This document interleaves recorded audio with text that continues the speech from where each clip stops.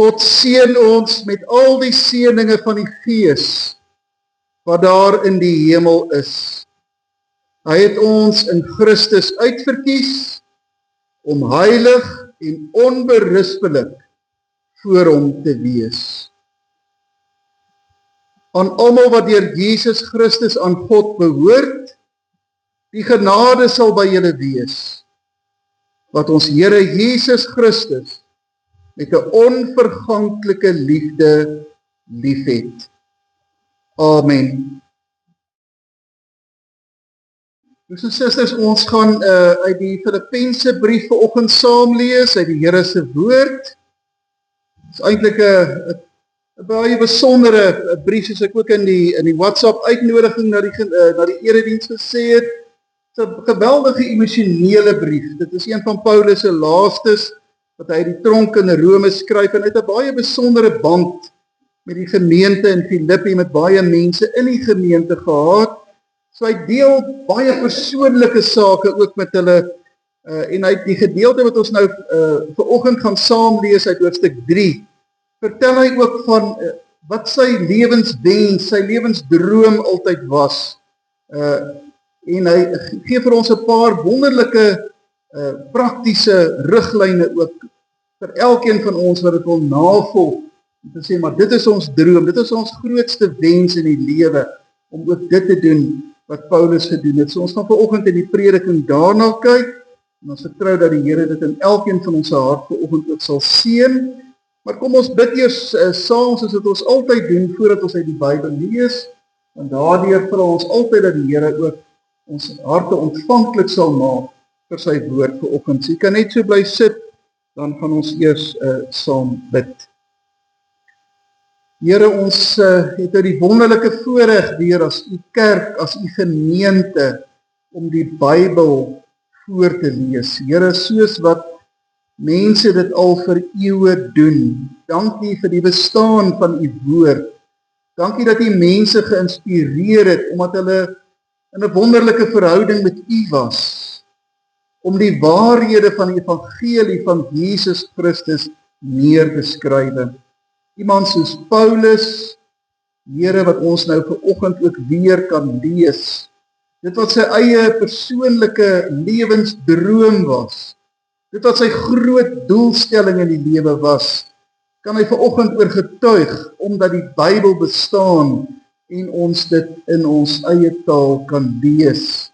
Nou vra ons, Here, dat wanneer ons hierdie gedeelte lees, en wanneer ons dit ook in die prediking oordink, dat u tog sal kom op u belofte, hierdie wonderlike inwerking van u Heilige Gees, en dat u, Here, dit in elkeen van hierdie lidmate van ons gemeente wat vanoggend hier is, se harte sal seën, sodat, Here, ons u woord met blydskap kan verneem, en dit elke dag met oorgawe in ons lewens kan gaan uitleef.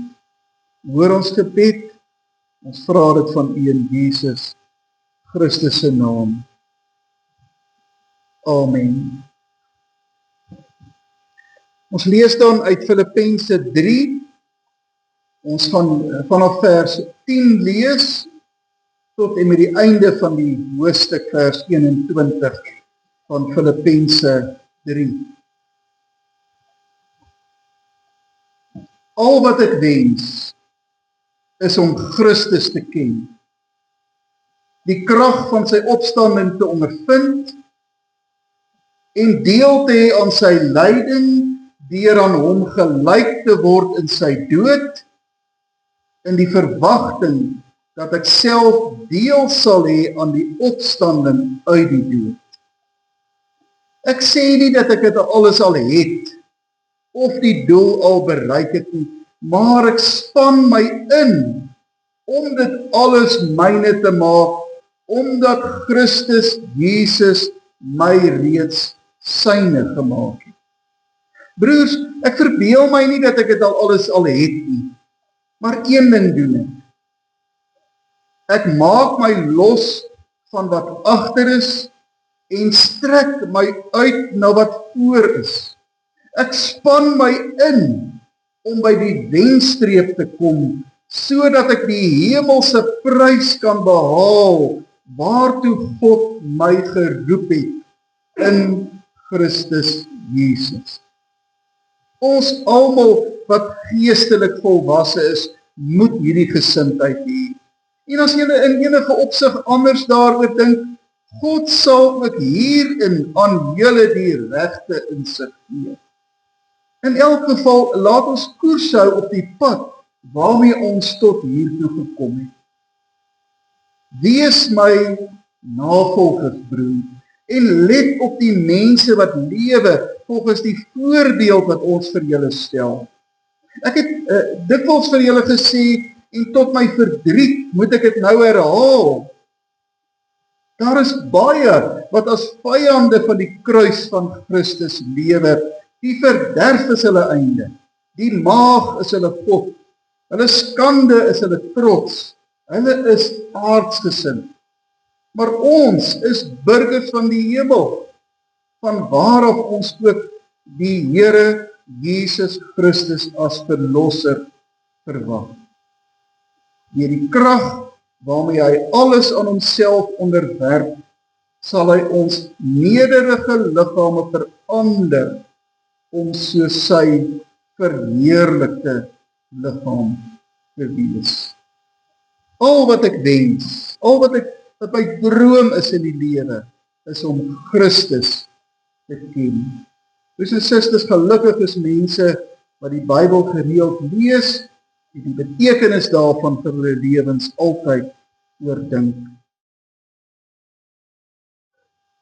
Al wat ek wens is om Christus te ken. Liewe broers en susters in die Here, wanneer 'n mens 'n Christen word, 'n gelowige is daar by jou 'n byna instinktiewe besef dat God jou geroep het om deel te wees van die plan waardeur hy die wêreld wil heel maak. 'n Gelowige weet dat die Here ons wil gebruik om 'n verskil te maak in die wêreld waarin ons leef. Daarom droom ons dikwels drome oor hoe ons sy koninkryk kan laat kom. Hoe ons direk of indirek daartoe kan bydra dat die wêreld vir Christus gewen word. Hoe ons ander Christene kan help opbou of help om 'n bediening te ontwikkel. Tog beleef ons dikwels dat ons drome, ons wense oor ons Christendom en oor die verspreiding van die evangelie baie keer net drome bly.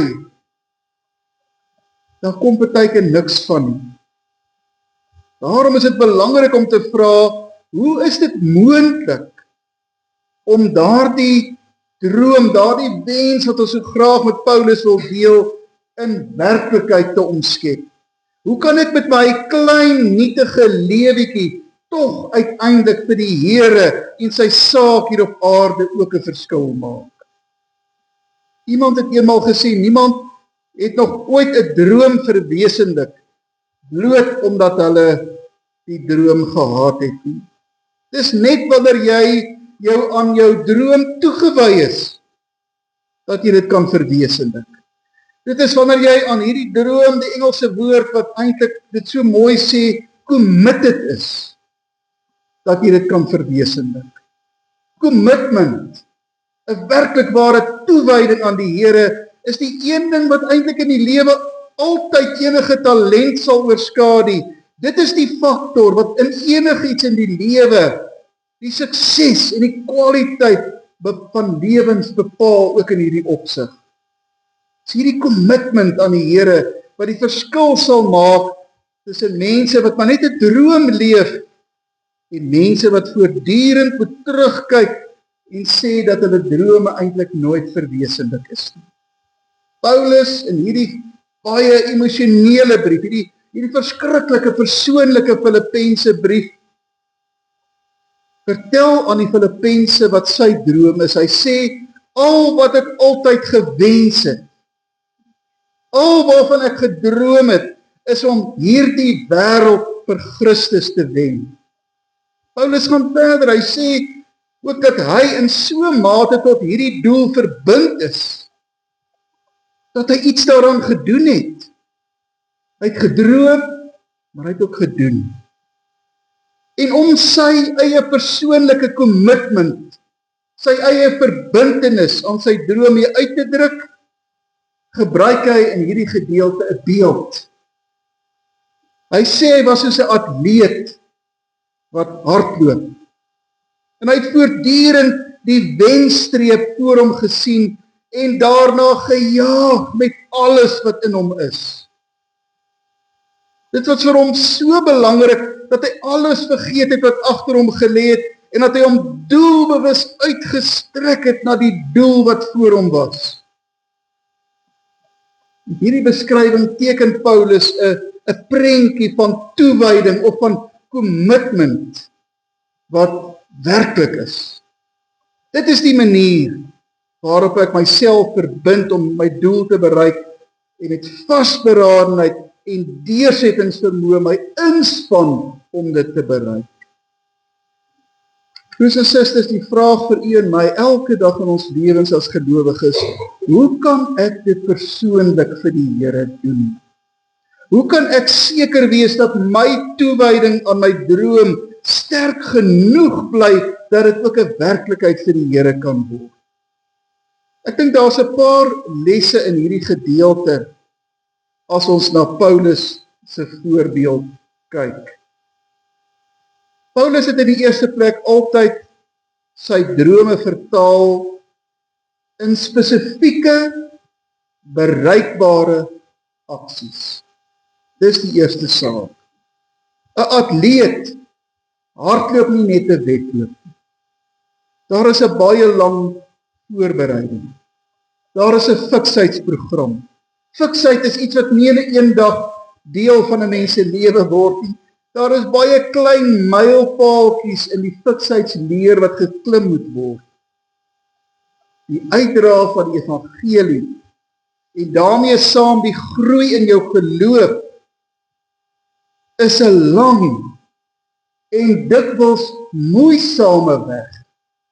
'n Gelowige bind hom elke dag en week en maand aan klein, bereikbare doelwitte. Partykeer het dit in ons lewe tyd geword om ook prakties te dink oor my persoonlike opdrag om die evangelie van Jesus Christus uit te dra. Ons moet begin met klein taakies wat ons voor ons stel. 'n Tweede saak wat ons by Paulus leer is om, wanneer ons vir die Here wil werk, wanneer ek werklik waar 'n gelowige wil wees, moet ons altyd moeilike tye verwag. In vers 18 sê hy dit, hy sê daar is baie mense wat as vyande van die kruis van Christus lewe. Ons moet altyd volkome daarvan bewus wees, dat ons in 'n wêreld en in 'n tyd leef, wat eintlik ongunstig is, om 'n gelowige te wees. Wat ongunstig is, om die evangelie in te verkondig. Ons moet eintlik weerstand teen die wêreld opbou. Ons moet die teenkanting van die wêreld voorsien. Soos 'n atleet wat alles in sy vermoë doen om 'n weerstand so ver menslik moontlik teen uitputting en moegheid op te bou. Dit is asof gelowiges baie keer maklik afgeskrik word deur die wêreld en gou geestelik afgemat voel in hulle geloof. Paulus skryf hierdie brief waarskynlik uit die tronk in Rome. Selfs die tronklewe van die Romeine kon sy droom, sy wens vir die Here nie laat verkrummel. Inteendeel, dit het hom meer vasberade gemaak, want hy het in daardie omstandigheid ook 'n geleentheid gesien om juis die evangelie te verkondig. Verder is 'n atleet ook nooit alleen. Daar's altyd helpers en afrigters. Paulus gee raad om jou droom vir God te verwesenlik. Hy sê, praat gereeld met God oor jou wens om hom te ken. Vers 15 sê hy, God sal aan julle die regte insig gee. Ons moet absoluut elke dag tyd met die Here deurbring. Ons moet tyd maak om ons droom met God te bespreek. God help ons deur sy woord en gees om ons droom of ons wens te verstaan en dit beter te formuleer. Die besig wees met die Here in en deur gebed gee krag om te bly droom. Dit is telke male ons bevestiging dat dit ook ons eie persoonlike opdrag is. Ons het ook by Paulus leer dat 'n atleet in die geloofswedloop net een tree op 'n slag kan gee. Soms is ons 'n bietjie haastig om dinge te verander. Soms wil ons die wêreld in een dag verander. Baie keer wil ons verhoudinge of probleme in een dag regstel. En dan word ons geloofsprobleme vir ons onbereikbaar. Ons is baie keer moedeloos as dinge nie dadelik verander nie. Geloof is 'n stukkie vir stukkie saam. 'n Atleet wat 'n 400 meter hardloop, gee ten minste 400 tree. Die doen van klein dingetjies verwesenlik uiteindelik jou droom. Geloof, leer Paulus verder, is 'n saak wat nie net vir enkelinge is nie. Die boodskap is om saam met ander gelowiges te werk. Bid vir mekaar, bemoedig mekaar. Baie keer leef ons in sulke waterdigte geloofskompartemente. Paulus sê, nee, wees my navolgers, broers, en let op die mense wat vir julle 'n goeie voorbeeld stel, en wees julle self verander in julle geloofslewe 'n voorbeeld. 'n laaste gedagte, die rede waarom die droom van die evangelie, wat die hele wêreld wen, dikwels net 'n droom is, lê baie in die vraag, wat is ons motief vir ons geloof? Wat is my motief vir my lidmaatskap aan 'n kerk? Wat is my motief vir my toewyding aan hierdie droom waarvan die apostel Paulus praat? By Paulus is dit baie duidelik dat die motivering net Jesus Christus self was. Dis omdat Paulus geweet het wat Christus vir hom gedoen het, dat het hom motiveer het om ook baie groot dinge vir Christus te doen. Omdat hy aan Christus behoort, jaag hy die drome na wat Christus sal verheerlik. Op dieselfde manier moet ons voortdurend seker maak dat ons in alles, ook in ons geloof, die motivering in Christus vind. Dis net wanneer die liefde van Jesus Christus jou werklik waar dring, dat jy selfs in die moeilikste omstandighede voortgedryf met die doelgerigtheid van 'n atleet vir die Here sal lewe en aan hom toegewys sal wees. Wanneer Christus nie 'n motivering is nie, dan word dit baie keer gejaag na wind. Broers en susters, die Here kom vir elkeen van ons vandag sê, jy persoonlik moet 'n commitment hê vir die Here. Jy moet toegewy wees aan die Here. Jy moet help om God se droom vir die wêreld daar te stel. Daartoe gee die Here vir ons die insig en die krag. Of ons elke dag, soos Paulus, soos die atleet wees, wat altyd vorentoe kyk na die wenstreep. Ons losmaak van al die bagasie wat in ons lewens is en werklik waar ons inspann om uiteindelik ook vir die Here en sy saak elke dag te werk. Daartoe help die Here ons deur sy gees. Amen. Kom ons dank saam terwyl jy net so luister.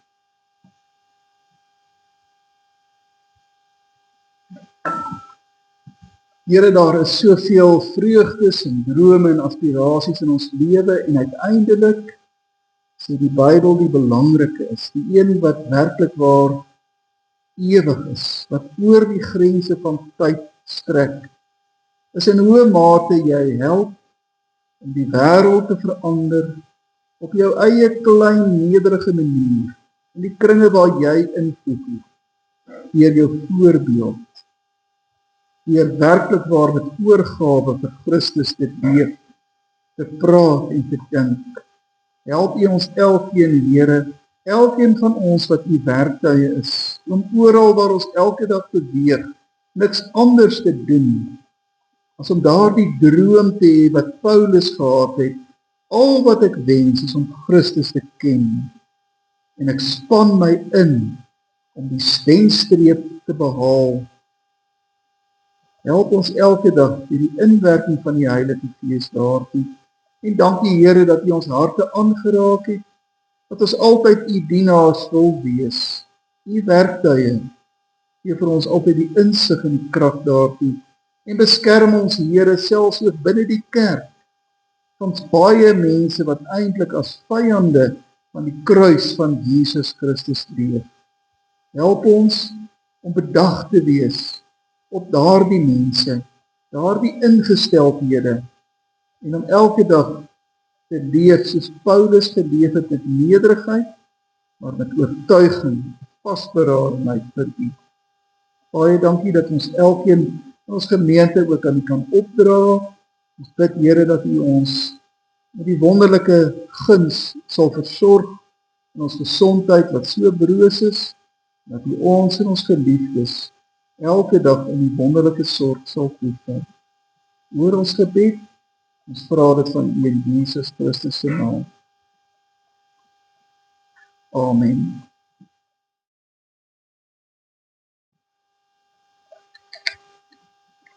Broers en susters, nou dat ons in die prediking opnuut verseker is van God se genade en opgeroep is tot geloof, en omdat die woord van God ons ook leer dat ons uit genade deur geloof gered word, laat ons, terwyl ons net so bly sit, ons geloof bely.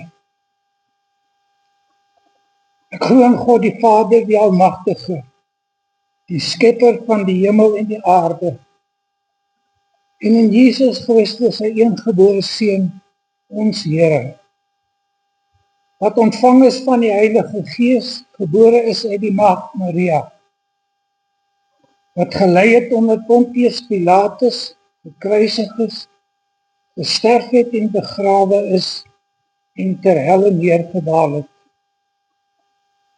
wat op die 3de dag weer opgestaan het uit die dode, wat opgevaar het na die hemel en sit aan die regterhand van God, die Almagtige Vader, vanwaar hy sal kom om te oordeel die wat nog lewe en die wat reeds gesterf het.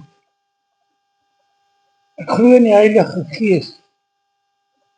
Ek glo aan 'n heilige, algemene Christelike kerk, die gemeenskap van die heiliges, die vergewing van sondes, die opstanding van die vlees en 'n ewige lewe. Amen. Gemeente, ons het nou ons geloof bely. Kom ons gaan leef nou ook uit dankbaarheid hierdie geloof uit in die wêreld daar buite. Kom ons luister aandagtig uit Deuteronomium 5 hoe ons dit moet doen. Die Here het gesê, ek is die Here jou God wat jou uit Egipte, uit die plek van slawerny bevry het. Jy mag naas my geen ander gode hê nie. Jy mag nie vir jou 'n beeld of enige afbeelding maak van wat in die hemel daarbo of op die aarde hieronder of in die water onder die aarde is nie. Jy mag hulle nie vereer of dien nie. Want ek die Here jou God, hy is onverdeelde trou aan my. Ek reken kinders die sondes van hulle vaders toe, selfs tot in die 3de en 4de geslag van die wat my haat. Maar ek betoon my liefde tot aan die 1000ste geslag van die wat my liefhet en my gebooie gehoorsaam. Jy mag die naam van die Here jou God nie misbruik nie.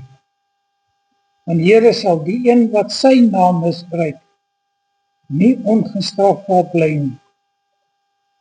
Jy moet die Sabbatdag so deurbring, dat jy dit heilig hou, soos die Here jou God jou beveel het. 6 dae moet jy werk en alles doen wat jy moet. Maar die 7de dag is die Sabbat van die Here jou God. Dan mag jy geen werk doen nie. Nie jy of jou seun of jou dogter, of die man of vrou wat vir jou werk, of jou bees of jou donkie of enige dier van jou, of die vreemdeling by jou nie. Sodat jou werksmense kan rus soos jy. Jy moet daaraan dink dat jy in Egipte 'n slaaf was, en dat die Here jou God jou deur sy groot krag en magtige dade daaruit bevry het. Daarom het die Here jou God jou beveel om die Sabbatdag te onderhou. Deur jou vader en jou moeder, soos die Here jou God jou beveel het. Dan sal jy 'n lang lewe hê, en sal dit met jou goed gaan in die land wat die Here jou God vir jou gee.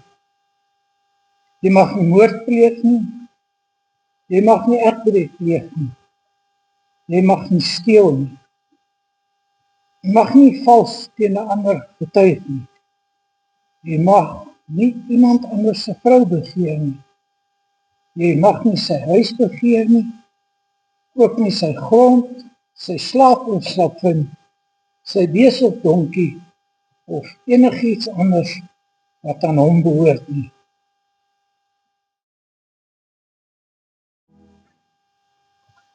Susters, ontvang nou die seën van die Here en gaan in sy vrede.